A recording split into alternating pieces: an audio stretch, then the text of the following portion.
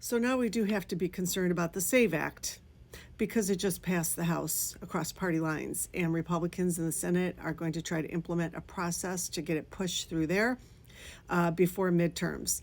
And the SAVE Act is part of the big propaganda that's being pushed, claiming this will prevent people who are undocumented from voting. It's a fact that people who are not documented do not vote. Okay, it's a fact. Look up your state. See how many people were prosecuted for attempting to vote or get registered to vote because they were undocumented. So what is this really about? Why, besides propaganda and fear-mongering? It's because of this one thing.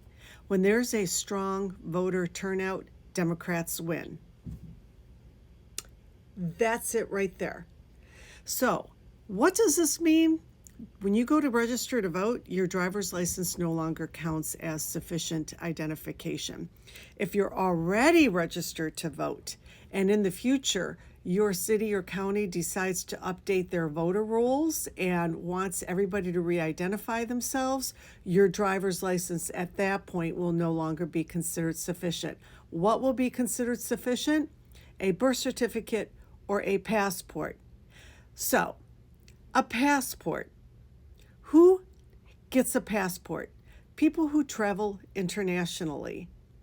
There's something like 37 million registered voters who do not have passports because they don't travel internationally, because they don't have the money is the number one reason. There's other reasons. They got a fear of flying or they've got a medical condition, but by and large, it's people who can't afford to travel internationally. And Trump supporters, if you think it's only liberals that are in this category, think again, because I have a sneaky suspicion this is going to affect a lot of you. And then a lot of us don't have our birth certificates anymore, depending on how old you are. Maybe you were adopted and now you're 18, you want to go register to vote. Maybe you're a homeless, 25-year-old, you don't have access to your birth certificate.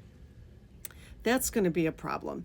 And then there's 69 million women who have different last names from their birth names because they got married. And if you don't have your marriage certificate, you're screwed. So this is all about making sure there's no big voter turnout so that Republicans can win. This is what this is about. My only advice to everybody is do your darndest to figure out a way. Pay the money to go get a passport. You can even do it online now. Ask your relatives if you don't know where you were born, and then contact the hospital and get a copy of your birth certificate. Get another copy. Find out how to get a copy of your marriage certificate. Just figure out a way, okay? I got to tell you, this is going to impact a lot of Trump voters too. This really is. Nobody said Republicans were smart. Nobody.